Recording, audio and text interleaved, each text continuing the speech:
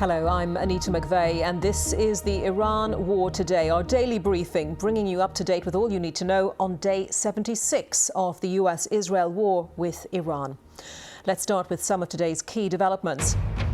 With still no prospect of negotiations between the US and Iran on the horizon, President Trump meets Chinese President Xi Jinping to try to help bring Tehran to the table. Beijing's readout of the meeting didn't mention Iran whatsoever, but the White House said the two leaders agreed that the Strait of Hormuz must remain open. Meanwhile, Iran has also been making its case to world leaders. Foreign Minister Abbas Araghchi is in Delhi attending the Brics summit. He called for leaders there to condemn what he called the US and Israel's illegal expansionism and warmongering. A commercial ship anchored off the coast of the United Arab Emirates has been seized and is heading towards Iranian waters. It comes hours after Iran accused the UAE of colluding with Israel, after Prime Minister Benjamin Netanyahu claimed he secretly visited the UAE and made what he called a historic breakthrough. Talks begin between Israel and Lebanon in Washington about extending the ceasefire. But on the ground, the strikes continue. Israel has launched another wave of airstrikes on what it says are Hezbollah targets in southern Lebanon. Hezbollah has also continued firing on Israeli positions in the south. And Iran's men's football team have been given their final send-off before heading to the FIFA World Cup. The Iranian team will be based in Tucson, Arizona for the tournament, but Iranians are banned from travel to the US, so only those already living in the US will be able to support their team at the tournament.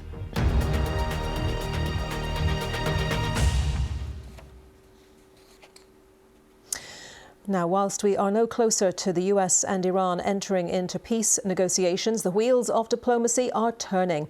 Today, the leaders of the world's two largest economies sat down for talks in Beijing. China is by far the biggest importer of Iranian oil. Before the war, Beijing was buying 90% of Iran's crude oil, in fact.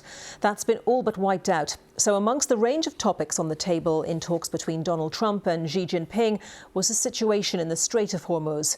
Our China correspondent Laura Bicker has the details from the Chinese capital. Well, it's not clear exactly what was discussed between President Xi and Donald Trump on the war in Iran. All we know is that they have talked about the Strait of Hormuz and the need to keep all those commercial ships going through that vital shipping lane. And both have agreed that Iran should not have a nuclear weapon. Now, ahead of these talks, Donald Trump had said he did not need China's help to end the war in Iran. However, despite those assurances, over the last couple of weeks, US officials have said they would like Beijing to put more pressure on its friend, on its ally Tehran, to go back to the negotiating table and sit across from their US counterparts. Now, when it comes to this war, China has most of its oil, about 45% of its oil, coming through the Strait of Hormuz. Also globally, it relies on exports. And therefore, when it comes to its economy, this war is causing China pain. So there's no doubt it wants an end to the war. So when Donald Trump and President Xi sat down today, I would imagine that the war in Iran has overshadowed these talks. But what we don't know is if Beijing is prepared to intervene. We do know that behind the scenes, over the last few weeks, Beijing has worked to try to nudge Tehran towards the negotiating table and worked alongside Pakistan. That may continue, but there will be a limit to how far President Xi will want to become embroiled in a conflict in the Middle East. As the US looks to China, Iran has also been doing the diplomatic rounds. The foreign minister is in India today at the Brics summit. He called on leaders to condemn the US and Israel over what he called their unlawful aggression, claiming that there can be no military solution to the conflict. Our South Asia correspondent Azadeh Mashiri has more from Delhi. The US-Israel war in Iran is testing the strength of the Brics alliance. You have representatives from countries who are completely at odds with each other who've been meeting in the building behind me. The UAE and Saudi Arabia, for example, faced repeated attacks from Iran over the course of the war. And recent reports claim that both countries retaliated, though neither has actually confirmed this.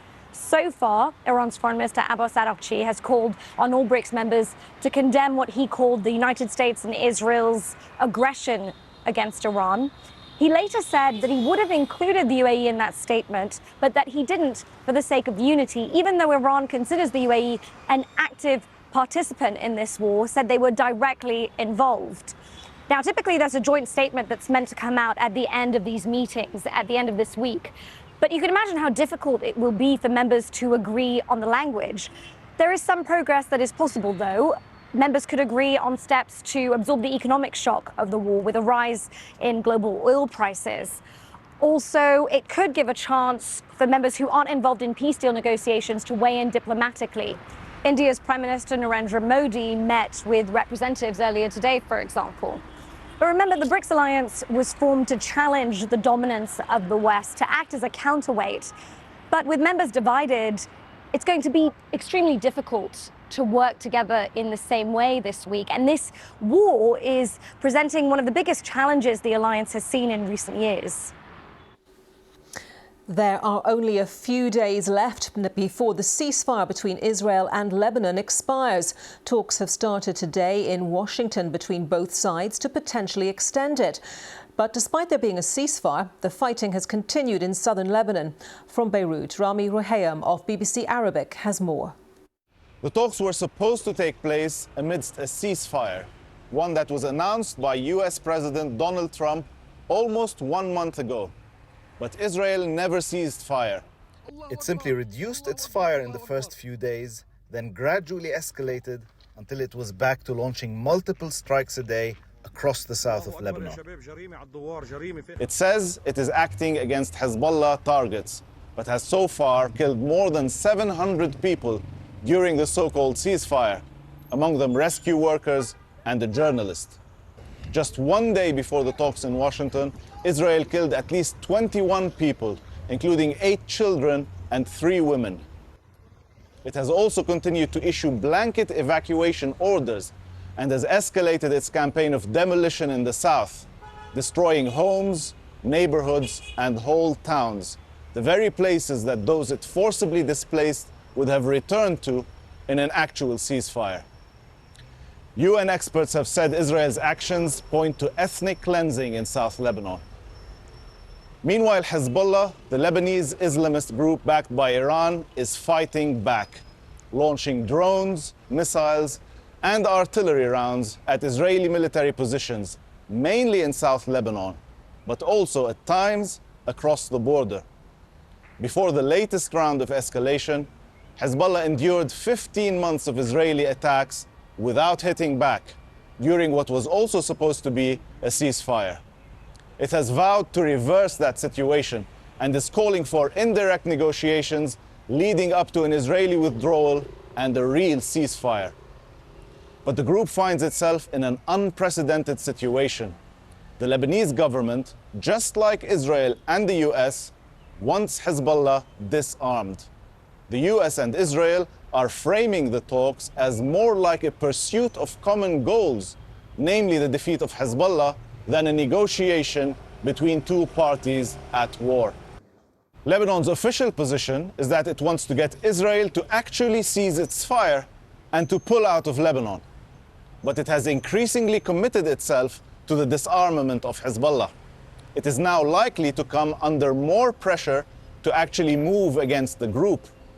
And so far, there's little to suggest that the US will press Israel to cease fire. As Rami reported, more than 700 people have been killed during the current ceasefire and more than 10,000 homes have been destroyed. Our correspondent Hugo Bachega has been to see the impact of the war on the lives of those living in southern Lebanon and sent this report. There's supposed to be a ceasefire in Lebanon, but the war here hasn't really stopped. This Israeli airstrike was caught on camera by paramedics who have been under repeated attack. Israel says it is targeting Hezbollah, but often it's civilians who are being killed. For decades, Hezbollah has launched rockets into Israel. The group is attacking again, and no one seems to know when this war is finally going to end. We drive for miles without seeing anyone. What we can see is the Israeli drone watching everything and everyone. Even in villages far from the front line, the war feels always close. Hussein takes us to what is left of his grocery, destroyed after an Israeli airstrike hit the building next door. There have now been evacuation warnings for people to leave. But where would I go? I'm not going to leave my hometown. This is my hometown. We travel further south, near the strip of land that's now occupied by Israel. This is the last checkpoint of the Lebanese military on this road. And over there is the so-called yellow line. That is the part of Lebanon that is now under Israeli occupation. And the soldiers here have told us that the Israeli military is operating from some of the houses at the top of the hill here. A no-go zone for the Lebanese. An Israeli airstrike destroyed Rida's business and his house and killed his brother and a dozen of his neighbors. All civilians, he says. Who's Hezbollah? It's me, you and her.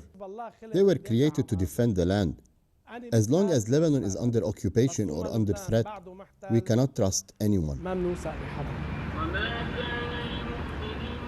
More than 400 people have been killed by Israeli airstrikes in Lebanon during the ceasefire. The war continues and the open graves wait for the losses to come. This is a ceasefire in name only. Hugo Bashega, BBC News, Southern Lebanon. And whether you're joining us on YouTube, TikTok, Sounds, radio or TV, thanks for your time. We'll be back tomorrow with the Iran War Today.